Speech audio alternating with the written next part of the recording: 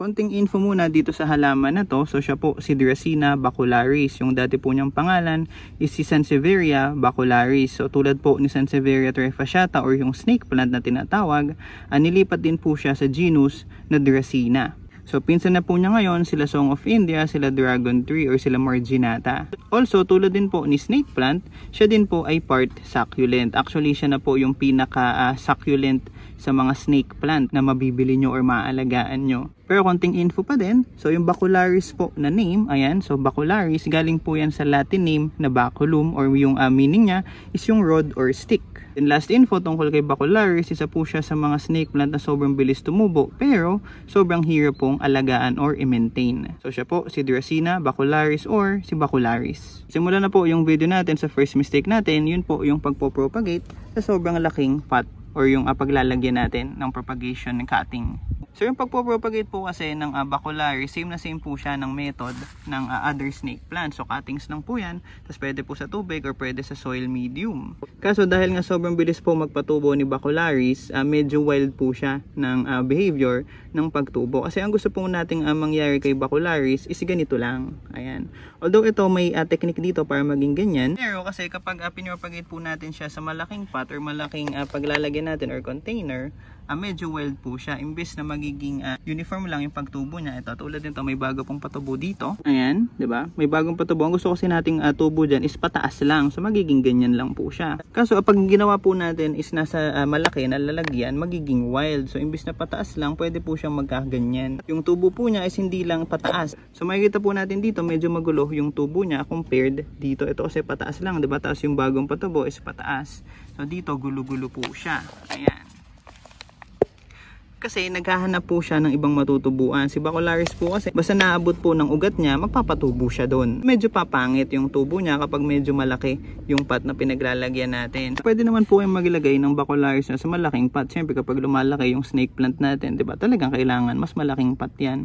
Kaso kapag maliit pa lang kasi yung bacularis nyo, lalo na kapag nagpropagate po kayo sa malaking pot, ganyan po ang mangyayari. So maglalagay po kayo ng pot, kailangan, or maglalagay kayo ng bacularis sa malaking pot, kailangan gradual. So magsisimula po kayo sa maliit, then palaki. So habang lumalaki po siya, tsaka lang po tayo maglilipat ng bacularis natin sa malaking pot para maiwasan po yung ganyang tubo. Although normal po talaga yan, pero mapipilit po natin siya na maging gantong kaganda. So bago natin ipagpatuloy dun sa second mistake po natin, ito po again, hindi po yan normal na tubo ni bacularis. So mapipilit po natin yan dyan.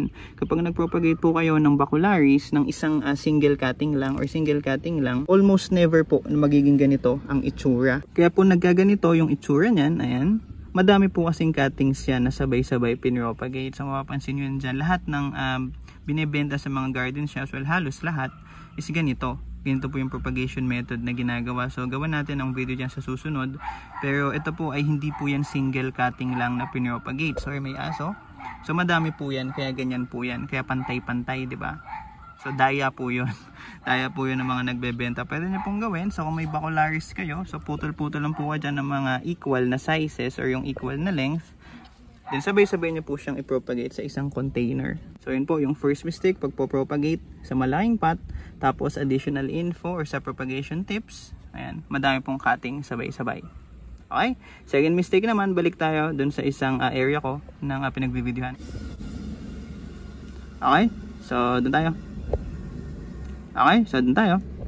Okay, so nakabalik na tayo dito. So second mistake naman natin is yung overwatering. So yung overwatering, yung pinakaunang papatay kay bacularis nyo. Siya po yung pinaka sensitive pagdating sa overwatering. Bakit? Siya kasi yung pinaka succulent sa mga snake plant. Makikita po natin yun dito. Siya po yung may pinaka makapal or pinaka mataba na dahon sa kanilang pamilya. So the more na mas mataba, mas prone po yan sa pagkabulok sa propagation, lalo na sa overwatering. So paano natin maiiwasan yung overwatering kay bacularis? So ganun din po, tulad ng ibang snake plant, magdidilig lang tayo kapag tuyong-tuyo na yung lupa. So kung paano nyo po dinidiligan ibang snake plant nyo, ganun lang din po yung pagdidilig kay bacularis. Wala po kayong ibang babaguhin. Basta kailangan nyo lang po siyang diligan kapag tuyong-tuyo na yung lupa. As in tuyong-tuyo. Pero dyan po papasok yung third mistake natin. Yun po yung paggamit ng kahit anong soil lang kay Bacularis. Kasi may pinipili pong soil si Bacularis. Nabanggit ko kanina, siya po yung pinaka-part succulent or yung pinaka-succulent na dun sa pamilya ng snake plant. So mas magugustuhan niya po kung ang gagamitin yung soil mix sa kanya is yung CNS or yung Cactus and Succulent Soil Mix. Kasi ayaw na ayaw po ng moisture ng Bacularis. Ayaw niya pong may natitira na moisture dito sa soil mix niya. Kaya ang ginamit ko dito is yung garden soil lang, saka yung ipa ng palay or yung tuyong ipa ng palay. So garden soil saka rice hull. So okay pa din yan, basta sobrang fast draining tapos walang masyadong moisture na matitira.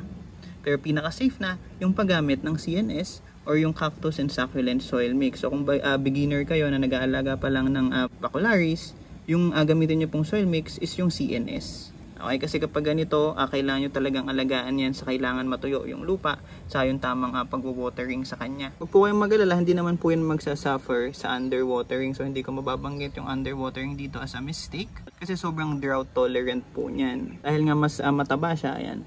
Makita nyo, mas mataba yung dahon niya compared sa ibang snake plant, mas nakapag-store po siya ng tubig dun sa mga dahon. Malalaman nyo din naman po yun kung kailangan nyo talaga siyang diligan or na-underwater na siya. So medyo lalambot yung pinakadahon niya. Other than that, safe po kayo sa underwatering. So ang kailangan nyo lang talagang bantayan is yung second mistake, yung overwatering, sa yung third mistake, yung paggamit ng maling soil mix. Well, hindi naman siya sobrang mali, pero mas safe lang na gumamit kayo ng CNS or yung Cactus and Succulent Soil Mix. So, dako naman po tayo dun sa fourth mistake natin, yun po, yung over-fertilization. Dahil nga nabanggit ko na siya po ay siya na po yung pinaka-succulent dun sa pamilya ng snake plant, medyo ayaw niya po ng sobrang daming fertilizer. Mabubuhay na po siya sa normal na soil mix lang. Tubig, araw, tsaka konting soil mix, okay na po siya. Tutubo na po siya ng okay doon. So hindi nyo na po kailangan mag-fertilizer. Pwede kayo mag-fertilizer, kaso ingat lang kasi baka masobrahan po siya ng fertilizer. Hindi nyo po kasi matatansya yon, lalo na kapag mga ganito yung Bacularis nyo. So kasi mga single ano yan, 'di ba? Mga single cutting. So hindi pa talaga siya buong halaman kasi nga sabay-sabay lang siyang pinropagate.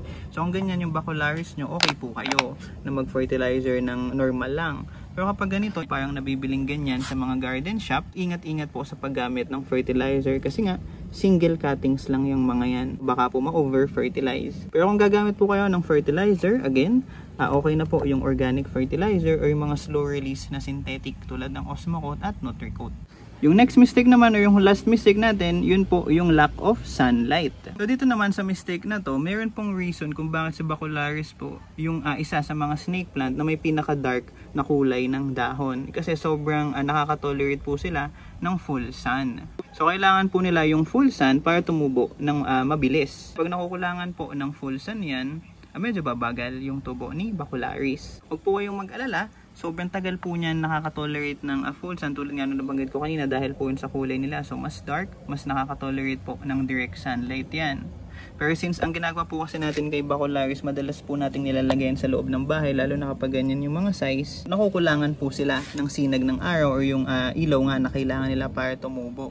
So anong kailangan natin gawin pag ganun? So okay na po natin ilabas siya ng mga 2 to 3 times a week or mas maganda kung 3 to 4 times a week. So papaarawan lang po natin sila ng mga 2 to 4 hours a day. So pwede na po yun. Basta lang meron po silang matanggap na ilaw or araw.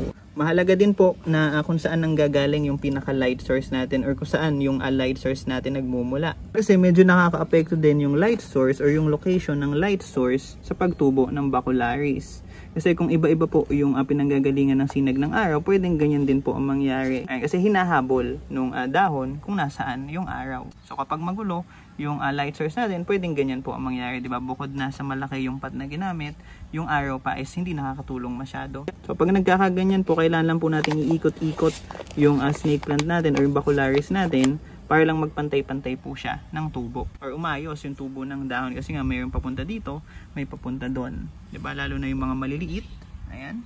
So hinahabol kasi nila kung nasaan yung araw. Pero again, maiiwasan nyo po yan kung magsisimula po kayo sa mga maliliit na patlang. Kapag lumalaki na yung Bacularis natin, tsaka lang po natin siya ilalagay sa mas malaki.